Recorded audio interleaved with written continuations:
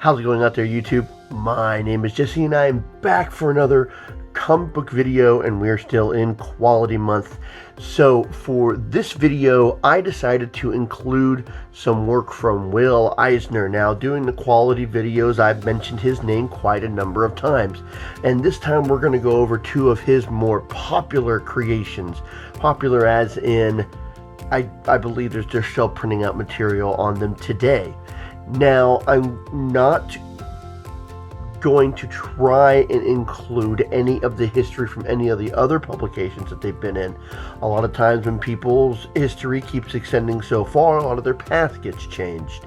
So if I include any powers, skills, or history with these characters that are not part of Quality, I'm not intentionally doing that. It's just that their biography has been mixed with some of the more recent stuff, or stuff that's past the publication. So I'm going to try and make sure that I only include the material from Quality for this review of these two characters. Now, neither of them started on their own self-debut title. Well, one kind of did, but he started off in the newspaper publication, and one started off in a different publication, both Quality, before he got his own self-title. We're going over the Spirit and BlackHawk.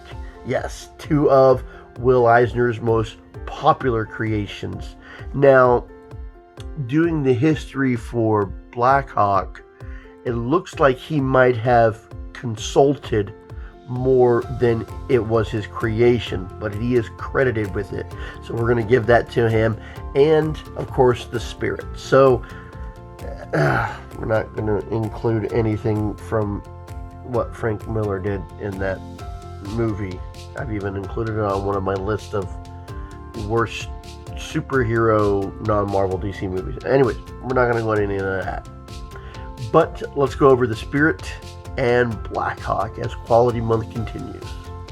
I apologize for the delay in the video. I had one made and I was not satisfied with it, so I decided to remake it. So here it is, a little late but finished. Now on to BlackHawk and Spirit. BlackHawk was one of Quality Comics' most popular character. It first appeared in Military Comics number 1 in 1941. There's three men credited with the creation of BlackHawk: Chuck Cordula, I probably mentioned that wrong, Bob Powell, and Will Eisner. Now, it has been claimed that Chuck said that he had more to do with BlackHawk than Will Eisner did. He said that the concept was completely fleshed out and the characters were created before he came to work at the Edgar Eisner studio. I can't say for sure whether that did happen like that, but that is one of the claims. At the height of its popularity in the 40s, BlackHawk outsold every other comic book on the market at the time except for the Superman comics. And BlackHawk shares the distinction of being one of the only 5 comic books characters that were published continuously from the 40s to the 60s. Anybody else who came out in that time didn't go on. Of course, if Fawcett hadn't folded, they probably would have shared the distinction too. But the 5 comic books were, of course, BlackHawk, Superman, Batman, Wonder Woman, and the Phantom. Now, BlackHawk did start in the Military comic books, which was Quality's first anthology military series. They printed Army and Navy stories in every one of their comic books. And BlackHawk was popular enough that he got his own title not long after that. It was in 1944 that he would get his own self-titled comic book. I think he was still appearing in Military comic books as well, but I do know that he was in his own title. Now, they did rework his origin in issue 50 of BlackHawk in 52. But we're going to go over, and that was still part of Quality. We will go over his original origin, and then we will go over how they changed it to be a little different. Now, a quote from Military Comics #1. History has proven that whenever liberty is smothered and men lie crushed beneath oppression, there always rises a man to defend the helpless, liberate the enslaved, and crush the tyrant. Such a man is BlackHawk. Out of the ruins of Europe and out of the hopeless mass of defeated people, he comes, smashing the evil before him. There was nobody credited with this quote, but it was the introduction to him in Military Comics #1. Now, the original story with BlackHawk is that he was Polish, and he was part of the Polish Air Force. The Nazis would invade Poland and shoot down it was an overwhelming force. They took down the Air Force. BlackHawk was left in his plane that was painted jet black. He was able to take down 6 Nazi planes before he was shot down and he crashed. He ran into a nearby farmhouse where a Nazi pilot by the name of Von Temp would drop a bomb on the building and blow it up. Now, it said that the pilot locates his dead sister and mortally wounded brother inside. That I'm a little unclear on. I mean, it says that he ran to a nearby farmhouse. I don't know if it was his farmhouse or it doesn't make that distinction, but apparently his brother and sister were inside. I don't have the original story, so I can't tell anything else about the farmhouse. But on that day, he vows to kill Von Tremp before he disappears into the darkness. Now, a couple of months later, in the time of the story, not a couple of months after the first issue, BlackHawk would return with his private squadron, and they're quoted, "Like angels of vengeance, BlackHawk and his men swooped down out of nowhere, their guns belching death and their lips the dreaded song of the Blackhawks. Their song," and I don't know the tone, but I will give you the song, "Over land, over sea, we fight to make men free. Of danger we do not care, we're Blackhawks." Now we cut to France. Captain Von Tremp has received a note from BlackHawk. Von Tremp has one of his men, and he wants him to release him. So Von Tremp decides that he will kill the BlackHawk member along with some others that he has captured. One appears to be a Red Cross nurse, and this looks like it happened in #3. As he was getting ready to shoot them at dawn, the members of the BlackHawk song fills the airs, and then along the walls of the countryside where they are lined up against, BlackHawk himself confronts Von Tremp. His whole squadron is on the line. They have a brief skirmish, and Von Tremp is abducted and taken to the BlackHawk's headquarters, which is in the Atlantic Ocean.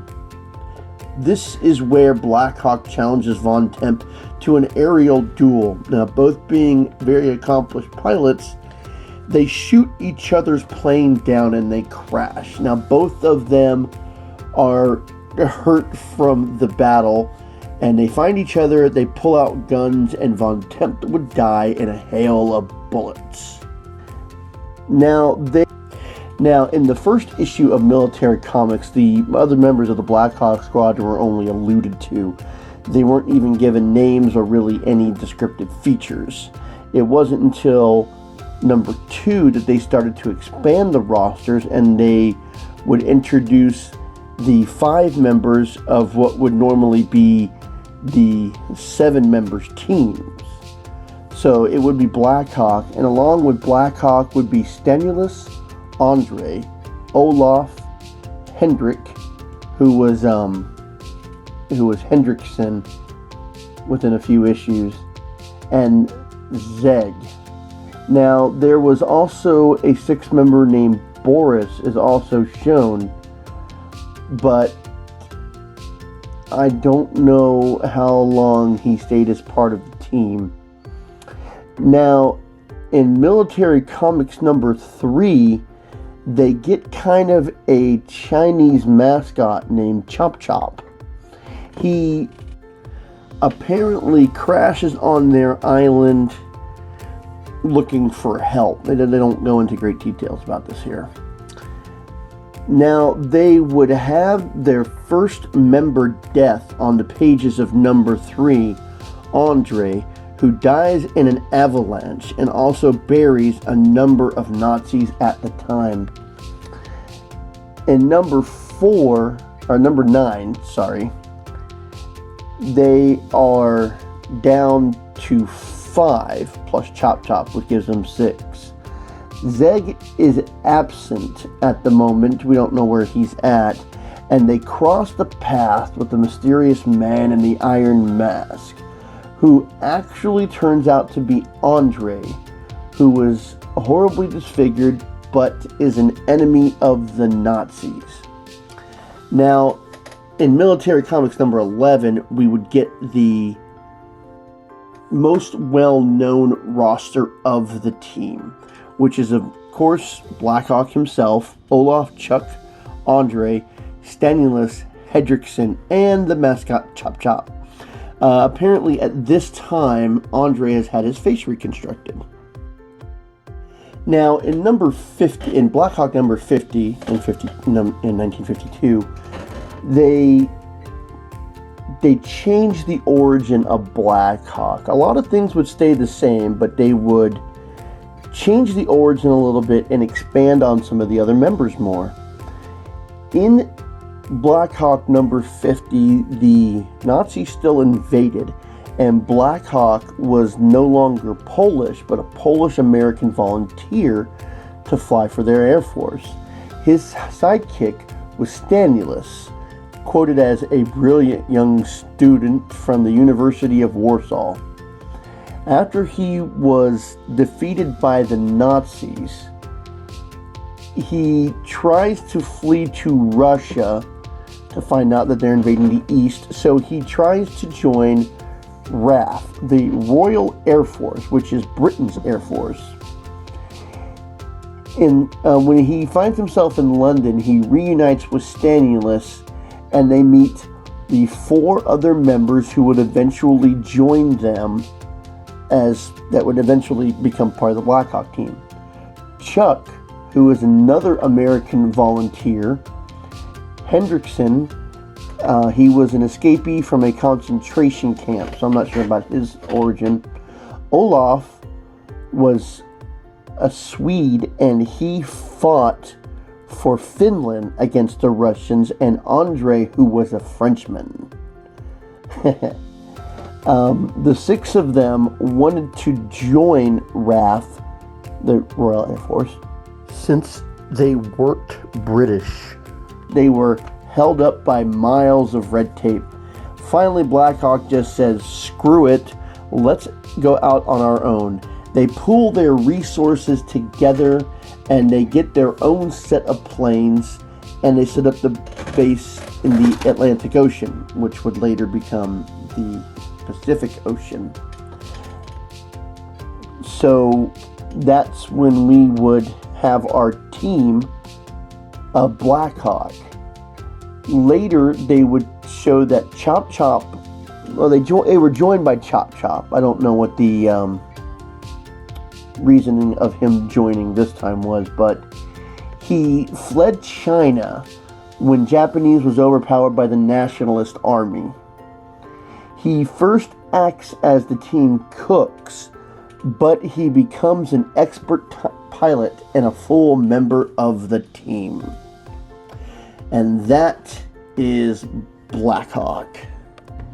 Now, the Spirit's first comic book appearance was Quality Comic Books, but he did not start off in Quality Comics. He started off in the newspaper syndications, the Spirit did. When Everett Arnold started Quality Comics, he also knew the editor of the Washington Star, and the Washington Star wanted a feature in his syndication that could compete with comic books, since comic books were starting to become an emerging market. But he didn't want to lose his audience to his newspapers. So he worked with Everett to get a comic book-like feature. Now, he liked the idea of the clock and the noir style, but he didn't like the artwork of the artist who created the clock, which, if you want to know all about the clock, I did a video on him and you can look at it. So what he did is he went with Lou Fine, who was the boss of Will Eisner, and they showed some of Eisner's work and presented it as Lou Fine's, and then the Washington Star went with that. With the Washington Star putting this into syndication, the feature of the Spirit would be distributed to 20 newspapers, which would circulate 5 million copies. Now, along with the Spirit, there were 2 backup features known as Mr. Mystic and Lady Luck. Now, when Quality would eventually fold in 1956, Will Eisner would retain the rights of the Spirit with a contract that he wrote with Everett before they started publishing the Spirit comic books. Among the Now, the first appearance of the Spirit was the Register and Tribune Syndicate in 1940. Now, the other publishers that would take over the Spirit publications, first owned by the Eisner and Iger shop, which did stuff for Quality. It would go to Kitchen Sink Press. He had a short time in DC Comic Books, IDW Publishing, and Dynamite Entertainment. Now, at one point, Will Eisner would be drafted to I believe it was the Army, and the Army in 1941, and the Spirit would take a turn in how it was represented back then. When Will Eisner first came out with his noirisk style hero, he did not want to make the Spirit a superhero.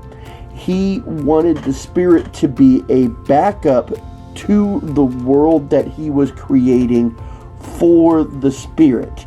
He wanted to tell stories, and he wanted the Spirit to be like a person in the stories. Now, the stories were written for the Spirit. He would be the one who would, be the main focus of he was the hero. But he wanted the stories itself to be told through the features, because the world is a fascinating place that the Spirit just inhabits. Now, Denny Colt was a young detective and criminologist. He would come across Dr. Cobra, and the experiment that Dr. Cobra was working on would put Denny into suspended animation. Believing him to be dead, he was buried in the cemetery. Later, he would regain the consciousness, and since Denny Colt was presumed to be dead, he would let people believe that to be the truth, where he could be the Spirit in pure anonymity. He would awaken, and he would set up his base of operations underneath the tombstone that presented his name, which is a little morbid if you ask me. Now, the most of the identifying traits of the spirits were the blue mask and the blue leather gloves. Now, he normally wore the same outfit, but depending on where he would be at in the world, sometimes his outfit would change.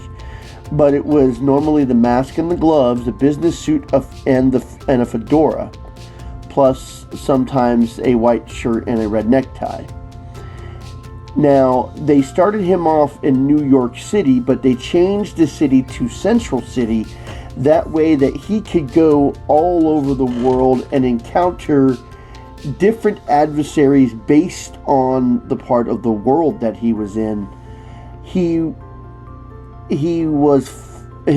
funds for his operation came from an inheritance from his late father, and he also had rewards from capturing criminals. Now, a lot of the themes stayed the same, even though the story changed.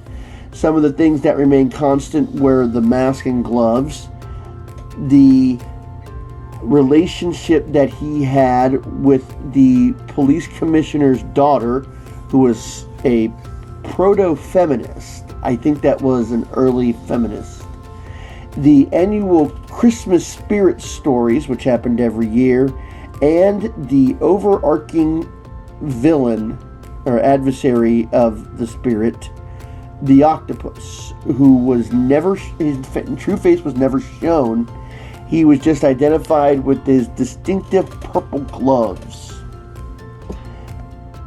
Now, the spirit would appear in quality under the name of the spirit, and the credit went to Will Eisner. Even though he was drafted, the stories were still accredited to him.